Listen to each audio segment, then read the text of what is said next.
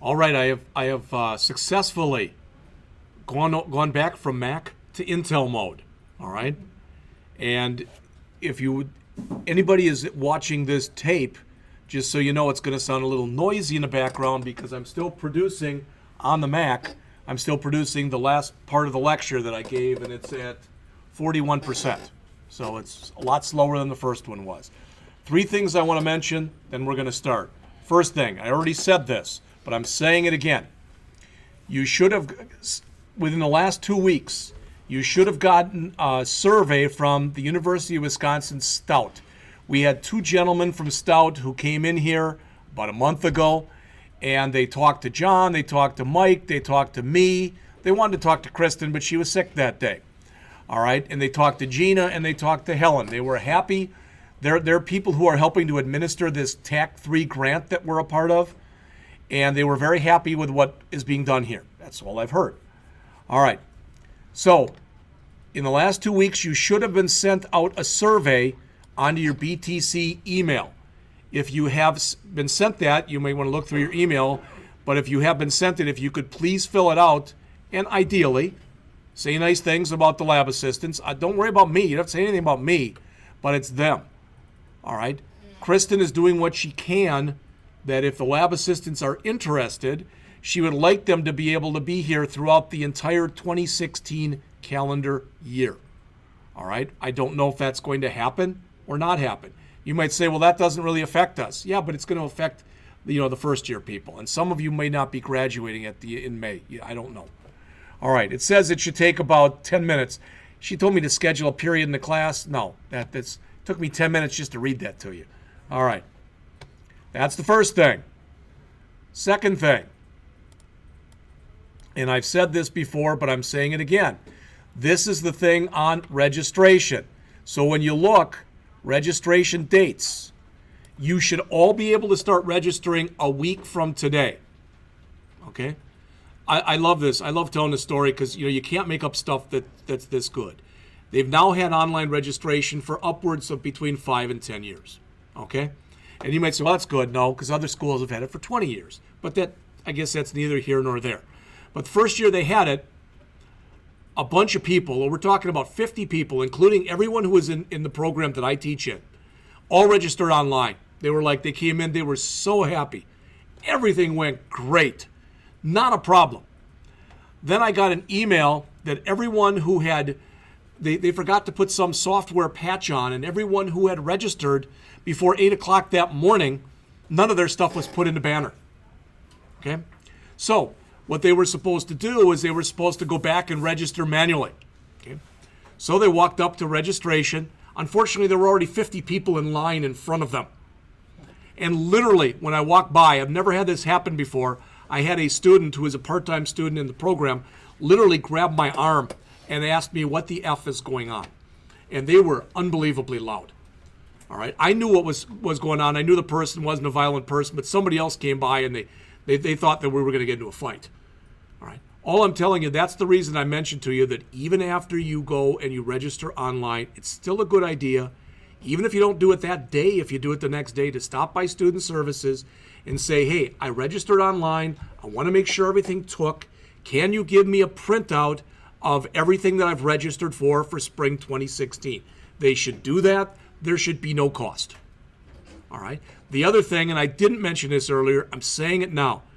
You've been deluged. You've been hit with all these different people. You had somebody come in here and talk grants to you. You had somebody come in here and talk about registration to you before. But what you all should really do, again, this is a suggestion. What you all should do before March is you should set up an appointment with somebody like Diane Jetty or that Melissa who was here. I think it was Melissa. One of the advisors, and have them do a graduation audit on you and make sure that everything that you think you've gotten credit for, you indeed have, and you are on pace. That's especially true if you're planning on graduating in May. I said, I could tell you horror stories. We've had people that have been 1 credit short. It's happened before. Stefan Algandari, and most of you know Stefan when he comes in here, he's supposed to get his degree in marketing this semester. but he's taken all the stuff that he's supposed to take for that. So he's got to find some kind of class for like 2 credits because he's 2 credits short. Stuff happens. All right. Last thing, then we're starting. That is, again, I mentioned it before, but I'm saying it so you can all see it now. I made these videos this weekend. My wife goes to St. Louis. I sit and record. All right. So there's loan amortization, leap year, array, which got broken into 2, and that was by accident because I meant to hit pause and I hit stop. So that's why it's in 2, and string reverse. So if you had problems with any of those first programming assignments in C, there they are. Hopefully by a week from today, you'll see something similar out there, but it'll be under the 152, 148, or the relational database coding class. That's right there. All right, they're not there now. Okay, I'm not going to do anything for advanced website development, which is the Bootstrap class. I'm not going to do anything for the advanced Java class. If I have time, I might go back and rewrite the ASP.NET one that I assigned for you, the homegrown loans. So that's where we stand with all that stuff, just so you know. All right, that said, I know that several people in this very room have had problems setting up your emulator, running your emulator, getting messages that you're out of space, and all sorts of other stuff. All right?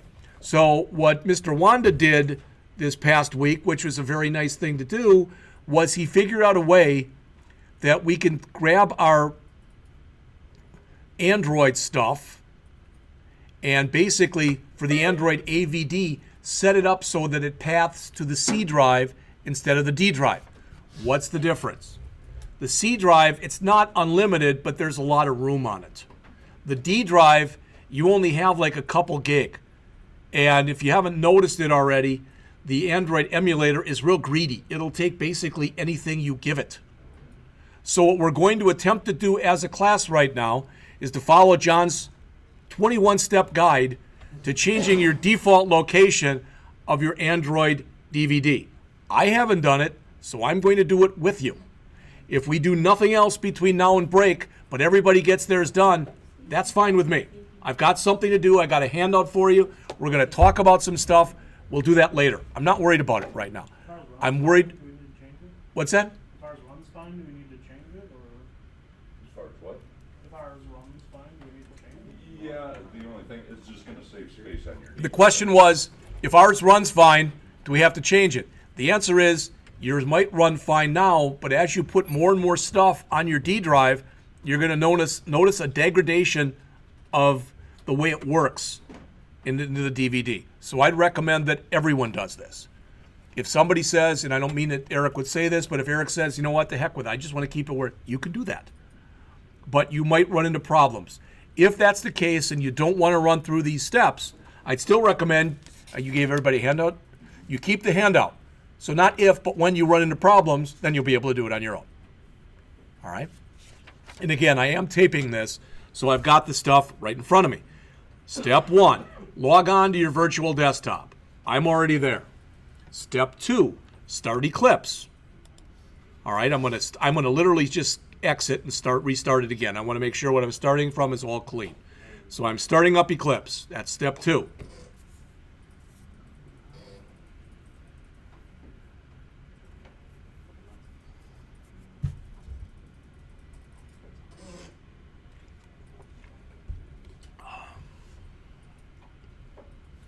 All right, so I've started up Eclipse. I'm just going to make sure I've got nothing running. Oops, that's not what I wanted to do.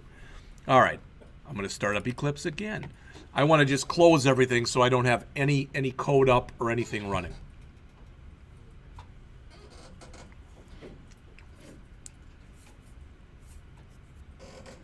All right, so I want to do just close that. This is what we're going to be working on in just a bit. I'd love to tell you that it's real good and it works, but since I can't bring up an emulator, I don't know if it works or not. I probably should just grab one of the devices, but I didn't think of that. All right, so I now have nothing up. Okay? So, step 3 says go to Window, Android Virtual Device Manager, highlight any existing virtual devices you have, such as that one, and click delete. It says, please confirm because it cannot be reversed. Okay, now it's gone. It should be gone shortly, and it should all turn gray again like it did before. All right. I refreshed. Boom. Okay. All right. Step 4. Exit Eclipse. Well, I'm going to exit first this, so I'm just going to close that. Then I'm going to do a file exit. I would recommend, just so you know, if you look up on the screen here, you might be used to always clicking the X to whatever.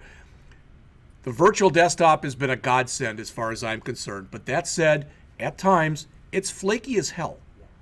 So I'd recommend that you get into and out of packages by doing like file exit, etc., not by just clicking an X or doing this or doing that. All right? Or not going into the, not coming down here and starting up the task manager and just telling it to delete the task. I wouldn't do any of that stuff unless you have to. All right? So that's step 4. Step 5, navigate to your C drive. You should all know how to do that. I'm going to double-click computer. And once I double-click computer, I'm going to double-click the C drive. So there's my C drive. You may or may not be aware of it, but to my knowledge, correct me, John, if you think I'm misspeaking here, but everything that you do on the virtual desktop, all of the software for that is stored here, other than your Android virtual device. So everything is from there. Because if they, you only have a limited amount on your D drive, which is your virtual desktop.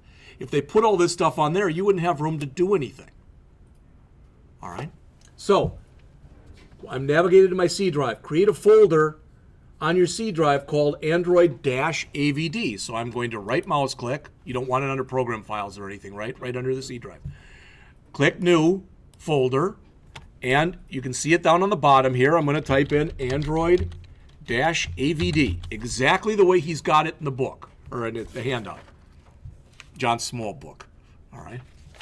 All right. So I put that in, I'm hitting enter. So there it is. Next, go to Control Panel, System Advanced Settings. If you don't know how to do that, you click the Start button. You go over here to Control Panel. All right. So Start Control Panel.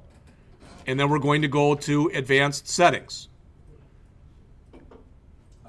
Change your category over there to small icons or large icons. All right. System, first column. First column. System. All right. So System down there.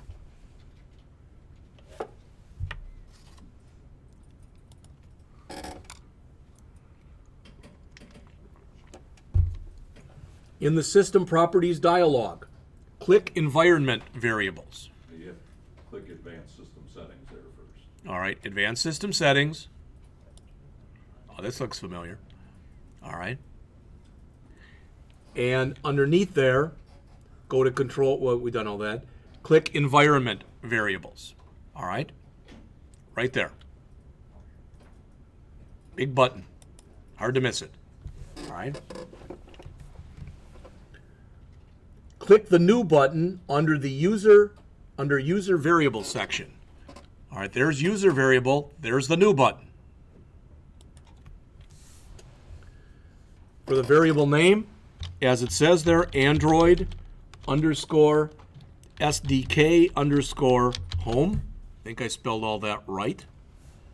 And under the value, C:\/ Android and Droid/AVD. So what we're doing there is we're telling the system to path to that. So what it's saying is when we open up the Android Virtual Device Manager, we want to store it over there. We want it to go there to open it.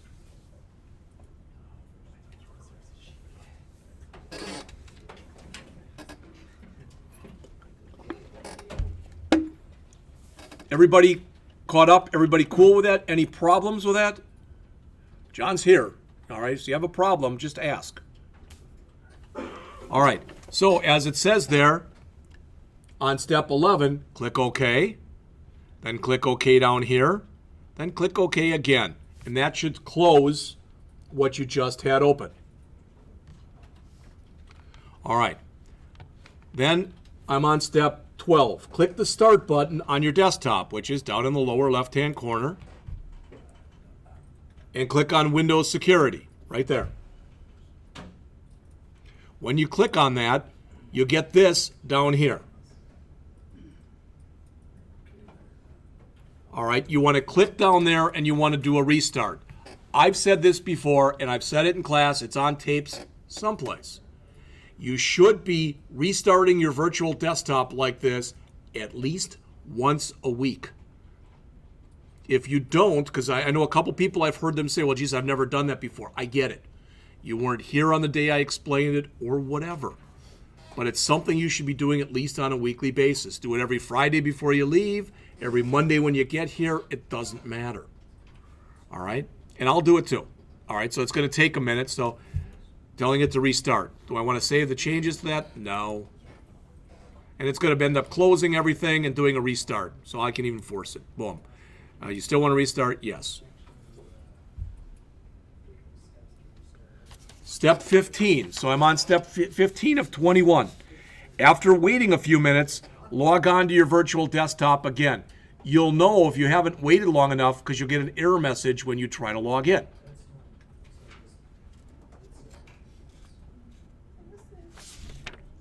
Well, that's cool the way you did that. I didn't notice that. That's cool.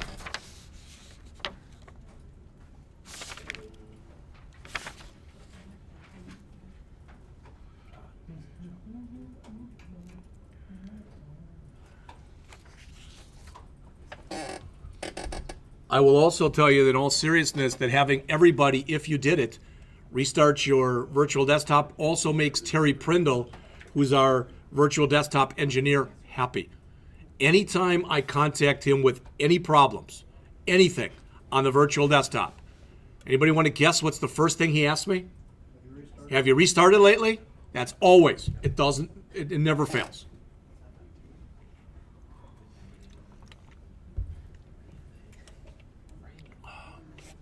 Probably didn't wait long enough yet, but I'm going to try it anyway.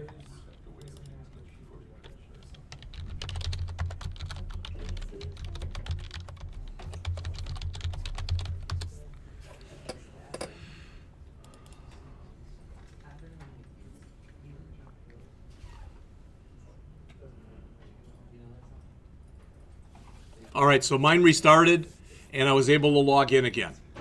Okay? Didn't take very long, maybe just a few minutes. So again, I'm on step 16. I've logged back in step 15 to the virtual desktop. Now I'm going to start Eclipse again.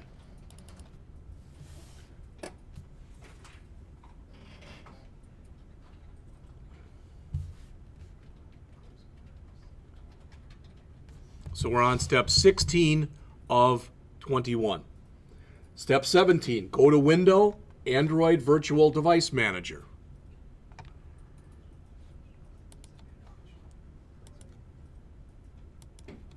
All right, that's step 17. Step 18, create a new Android virtual device with the parameters shown in figure 1. Here's where it gets hard because you have to turn the page over.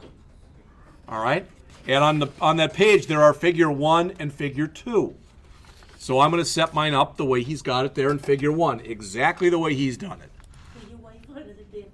I'm not logging in yet. It's still freezing up. I'll keep it up here. Okay.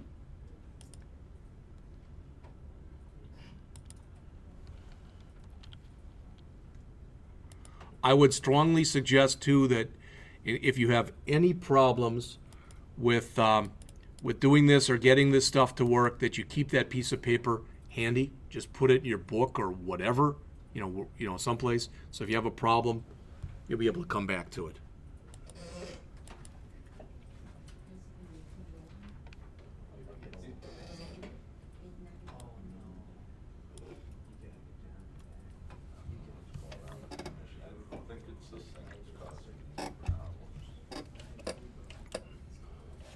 I think that what I have on the screen is everything that you see in figure 1 that's on the back of this handout.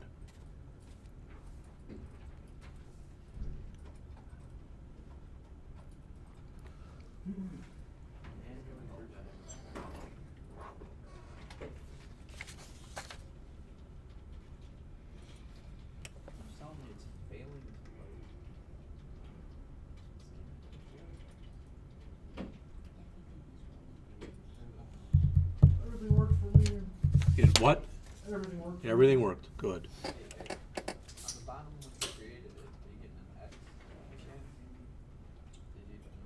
Oh, that's just a message, you know, you'll get those up there, if there's anything wrong with that ADD, then you'll see that X. That's just saying, if you see an X. It's a key or like a map for it. You'll get that all the time. Nope, yours is broken. Droid, baby. Droid does.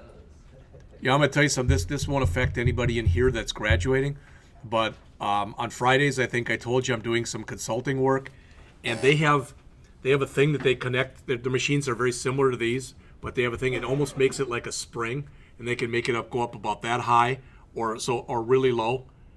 Boy, those are nice. For what, You, the monitor? your monitor. You can move the monitor way over here, way up, way down. I gotta ask. No, not like I'm talking about. It's like back and forth. on like a Yes, swivel? it's on like a swivel.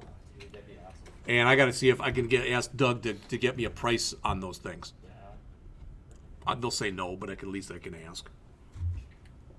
As well. Does it have like a shelf so you can put your keyboard and mouse and stand up?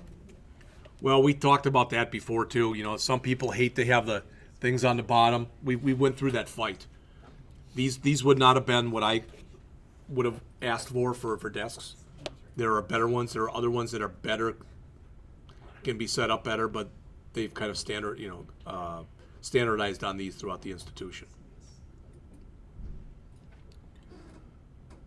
Is everybody caught up now? Dawn, were you able to get in? Not yet. Oh, not yet. I'm on 17.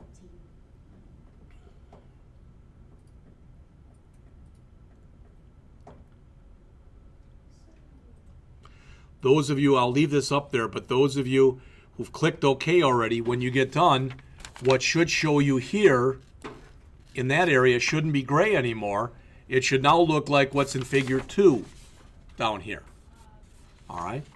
And again, that's step 19. So we'll go back and we'll do steps 20 and 21. That is 19. No, what's up there right now is step 18. 18. Did you hold this? And while she's catching back up, I've got a handout, and there's a few things that I want to talk about with this, some of the other stuff that I found online, and we'll get into that in just a bit.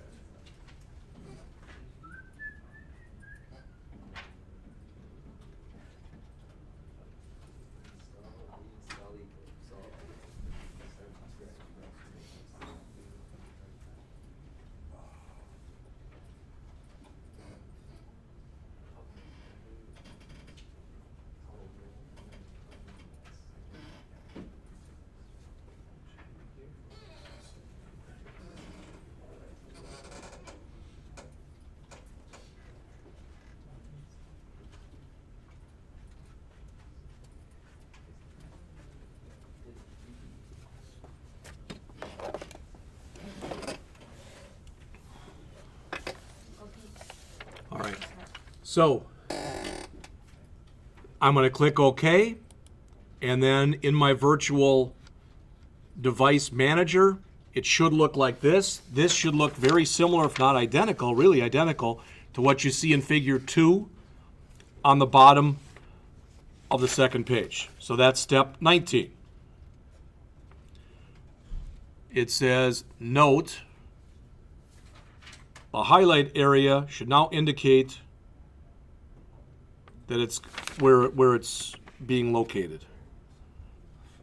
I don't see what, oh yeah, up here. See that right there? It now says that it's using C:\Android/AVD. That's good. Previously it was saying the D drive. All right, so that's first 19. With a location confirmed, navigate to the D drive. So I'm going to close this. Navigate to the D drive. So click computer. I'm actually on the D drive already. But users, your name. All right.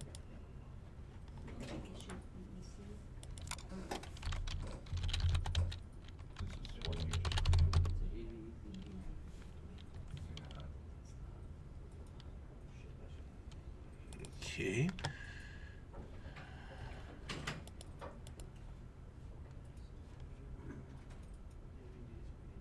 I don't want to go to the desktop. I want d:/users/jscott. That's where I want to be. So yours, you should navigate in step 20 to d:/users/ whatever your username is.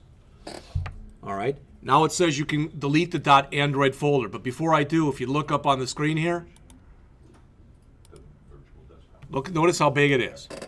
We only get 2 gig, and it's already using 821 meg. Yours could be different. It's not. It doesn't matter if it's more or less. But if I'm right now, John, this is the one you're saying. Just remove that folder. Yes.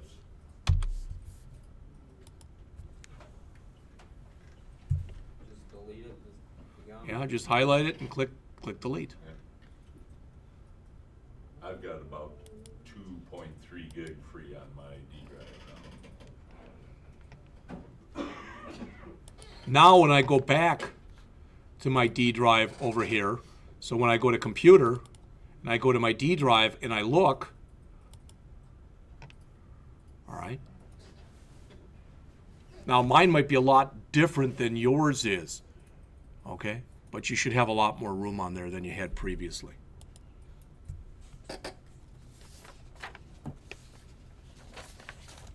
All right, give me just a second because I had some stuff up here before that I accidentally closed. I don't think it's up here anymore. No, it's not. Okay, that's fine.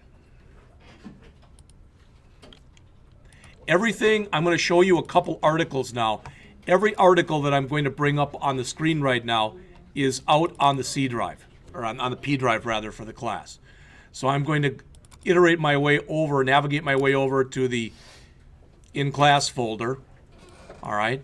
And under the in-class folder, there's stuff in there for today, okay? There's also some stuff in there for the next class, but that's okay. All right, so I'm going to go over the 11.3 folder, and I'm going to open these. You don't have to do this, but I want to show you what's in here, all right?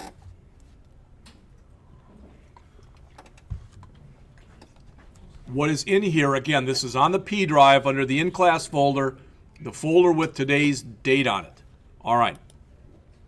First thing I want to mention, this article right here, I was out last week Friday reading all this stuff in the afternoon. But what I want you to understand is, first of all, this article is 28 pages long, so you're not going to finish it in 5 minutes probably. But what they do in this particular article, and it's not letting me move at all, I don't know why, but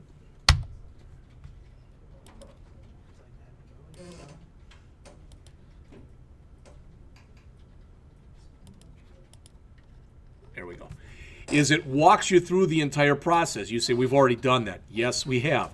But it even walks you through everything on this screen that I told you I didn't really know what's happening there. It goes through everything that's in there. It says, let's go one by one to see all these options. So if you want to know more about what's happening in every step of the process, this is an article you could go through. All right? There are other ones like it, but this, to me, was one of the better ones that I had seen. Runs through this, talks about the different kinds of products that you can set up, goes through this, talks about the activity name, the layout name, etc. All that good stuff. All right? Talks a little bit about the code that gets built for you by default. Tells you to run your application. Talks about that code that's in there. It even goes in and it talks about devices and why you need an emulator and how you set up an emulator. All right? And ideally, again, when you get done, you've got your old Hello World up and running. They tell you how you can deploy it on a phone and on something else. The rest of the stuff, this Genymotion emulator setup, this is their product, but I just thought to be fair, I'd put the whole thing in there. So it's all in there if you do want to see that. If you don't care, not a problem. All right, so that was the first article. Second one that's in there.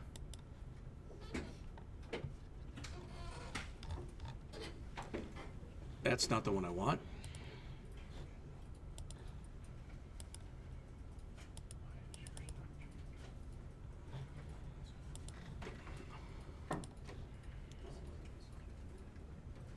want that one.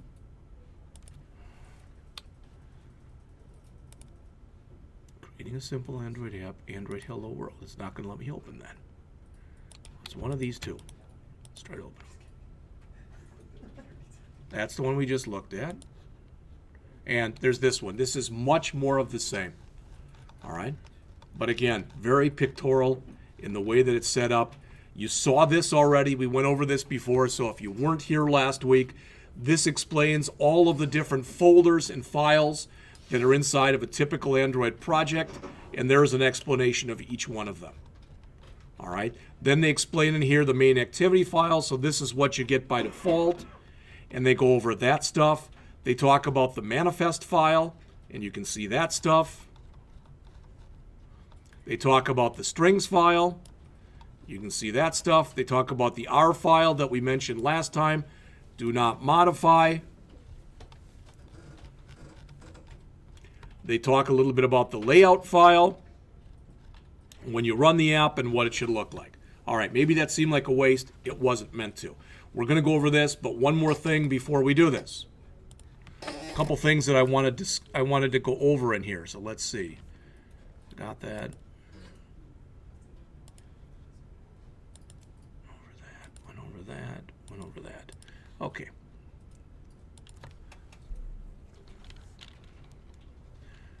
Went out to Google Images, and you don't have to do this because I'm going to show you this. And I typed in Android Development Lifecycle. All right, and I looked at them and I thought, some of them are okay. I like that picture the best. If you've never done that before and gone out to Google Images, usually if you double click on it, it shows you the article. All right, this isn't the one that I'd gotten before because I actually, maybe I grabbed the wrong one. But when I went over and looked at it before, it actually showed me, it sent me out to Android's site. That says Stack Overflow. I don't want Stack Overflow. I don't want SlideShare either. I'll do this.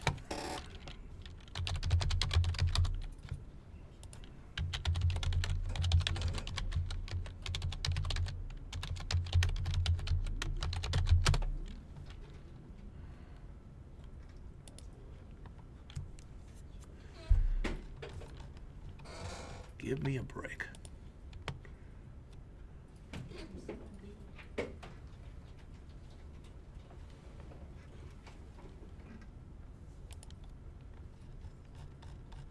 There we go. All right.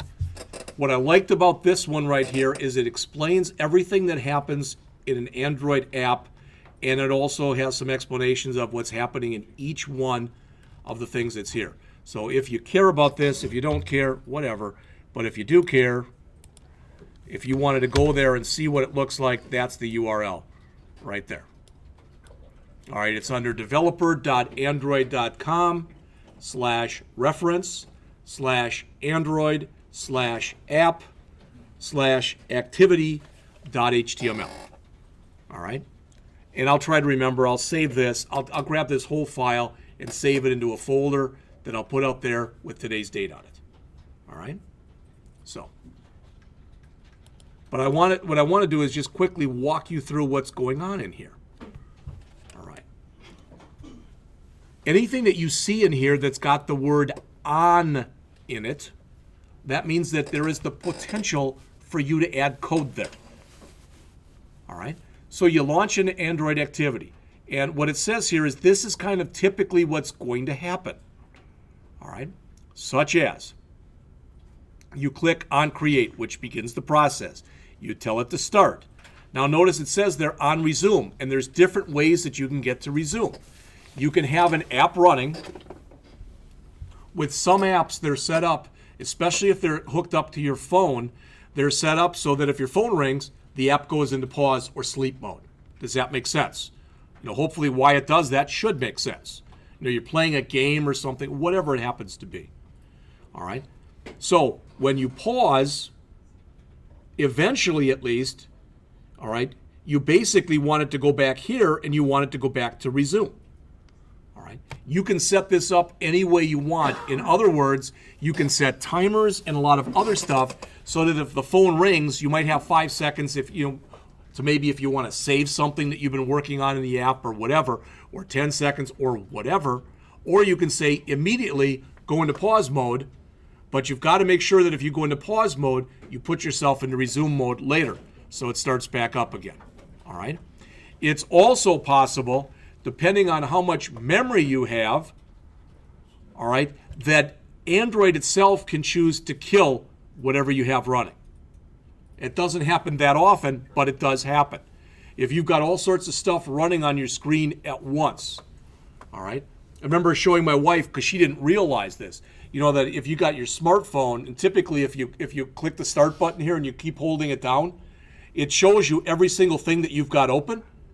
She had like about 600 things open. And you think I'm exaggerating. It took a long time because she didn't realize all that stuff was open. And she goes, wow, my phone runs a lot faster since I did that. Yeah, you think? All right.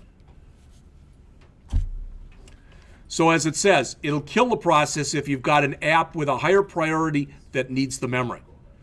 You have only a certain amount of control over that stuff. All right. You can also, the system can tell it to stop, and it might stop like it says. The activity could be finished, or as it mentions, it could be destroyed by the system.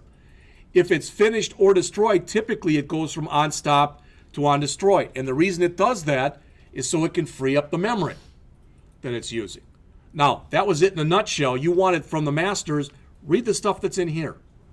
There's a lot of really good stuff in it, but I wanted you to at least hear that. All right? Some of the stuff that we're going to look at now, what they have you do in this article, this is the same one that I gave you. I wanted to change it up a little bit.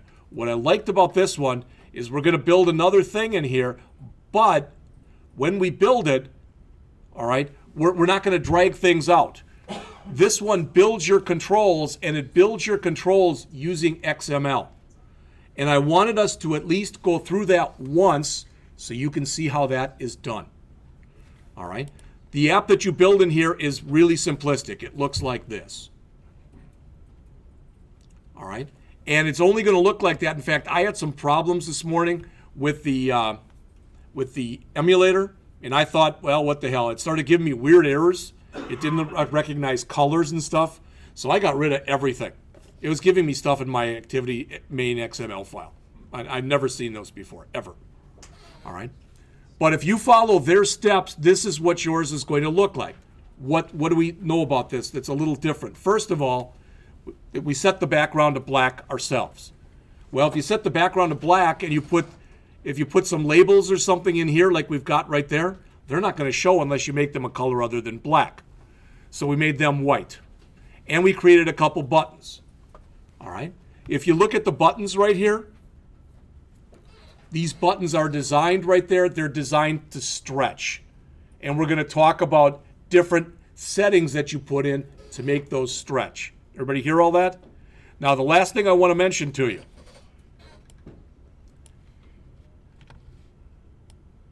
The article's a bit dated. All right? It's a little, close to 4.5 years old. So some of the stuff that's in there, there's other ways, there's newer ways of doing it, but we're gonna walk through this as a class. I think there's something to be said for doing this. You may not agree. All right? So they call this thing 2-button application, all right, etc. And they tell you to come in here and create this. Now, when I did mine, I'm gonna give you all my code when I'm done. I'm gonna give you everything, but I'm gonna recreate it using their stuff. I didn't call it test button app, which they tell you to call it right here. I called it Hello World test button because I didn't read this, mainly because I'm slowly going blind, and for me to even see that says test button app, I couldn't see it. All right, but I'm going to just start following the steps. So you've got the handout. All right, everybody, and it's not a long handout. All right, it's about 8 pages. So I'm on page 2. This is what I'm going to do. So I've got, and I'm going to jump back into here and start up Android if it's not started. It is started, so it's right there. All right. One thing that you might want to do if you'd all look up on the screen here, if you've set everything up the way that we did the first day of class, when John was good enough to show us how to set up the console and Logcat and stuff like that, all right? When I've got stuff running in here, you notice there's nothing there, but I've got stuff, if I've got stuff running under any of these, all right, there's not now, but if I do, like for example, the console, I can always right mouse click inside of there and I can choose clear. I would strongly recommend that when you get done, if you've got errors with anything and you fix those errors, before you go back and run, I would suggest you go back to Logcat and console and devices, anything where you've got anything in there, and clear it out. Because otherwise you're going to get confused over what happened in this run over what happened in that run. All right, I can say that till I'm blue in the face, and some of you are like, yeah, whatever. Okay, that's fine, but at least you've been told. All right? All right, so as we have been doing, and we're going to start this, if you would let me know, Robert, when it's about 10:55, we'll take a break, okay? So I'm going to do a file, new, Android application, just like we've been doing, and they want this one again to be called Test Button App. Test Button App. All right? Again, if you weren't here for the last class, or you weren't here last week when we went over that, this is still your reverse domain notation. You can, if you want to, put in there edu.blackhawk. Students. Your username. You can just leave it as com.example. It really doesn't matter. What a lot of people have been doing, and there's nothing wrong with this either, is for their package name, they've been just calling it the same name as their project. All right, so the package, if I call it the package now Test Button App, that's what it's going to be called. But I'm just going to leave it the way it is. com.example.testbuttonapp. All right? John mentioned last time he suggests for the minimum required SDK that you click the down arrow here and you choose API 16, which is Android 4.1 Jelly Bean. All right, so I'm going to select that. On the target SDK, I don't remember if it was 5.11 or 6.0. The target. I would go 5.11. All right. So the target 5.11 and the compile with, leave that. I think we can leave that to 6.0. So all of your stuff should look like this. You don't.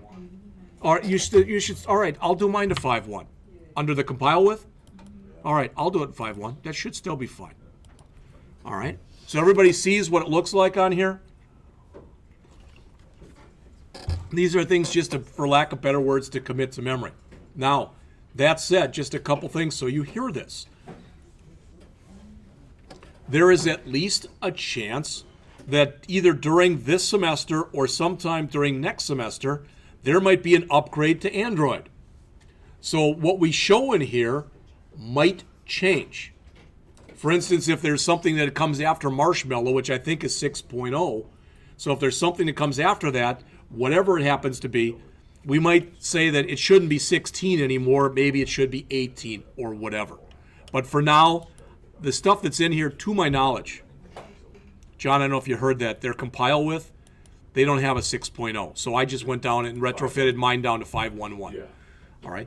So you should all be able to do all of this stuff. All right? Any questions on that? All right.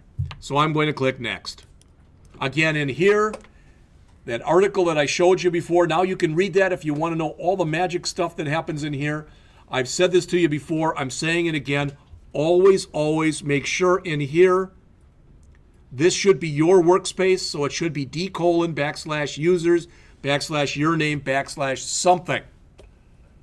The first thing I'm going to do, not now, but next semester, when we start up next semester, is under my D drive, I'm going to create a folder that's called Android. That's where I'm going to save everything. All right? So I'm going to click Next again.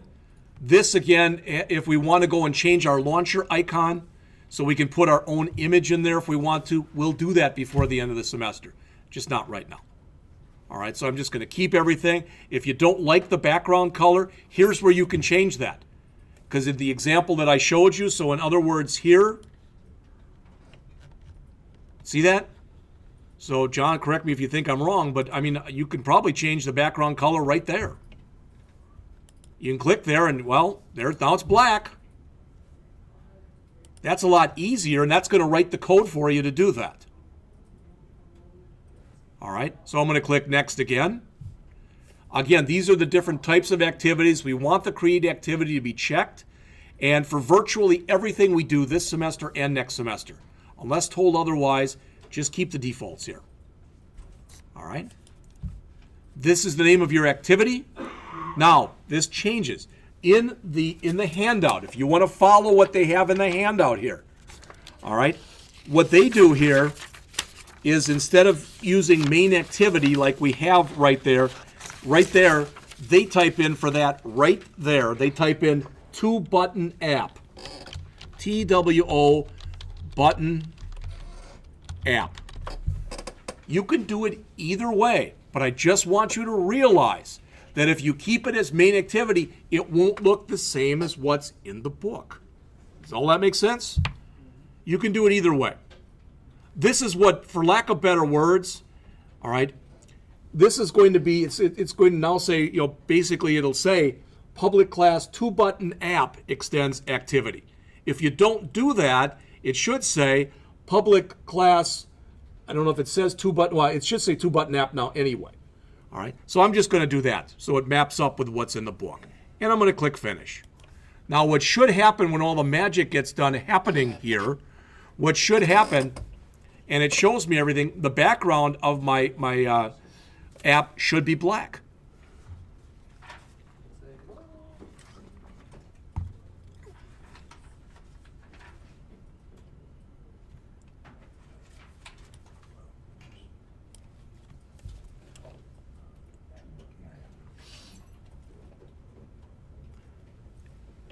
If I see it right there, it doesn't look like it's black, but I can, if I want to, I can click the button here, and every time I click it, you see it gets a little bit bigger. I don't think that was for background. I think that was for something else. Okay. It's a big background. That's okay. I'm not worried about it one way or the other, because we can do it in code. We'll get it. We'll get it done. All right. What I want you to understand is if you look over here, we did not talk about this last time. When you see this stuff that's over here, this is your outline view. Okay? So if right now, we're not going to do this, but let's just pretend right now I didn't want this to be a relative layout. I can right mouse click on it, and I can choose, now I don't remember which one it is, but there's a way I can go in here and I can manually change this. All right? We're not going to do that, but just so you know. All right.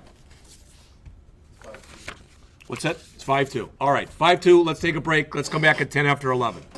Anybody who's behind, hopefully you'll have a chance to catch up during that time. Thank you.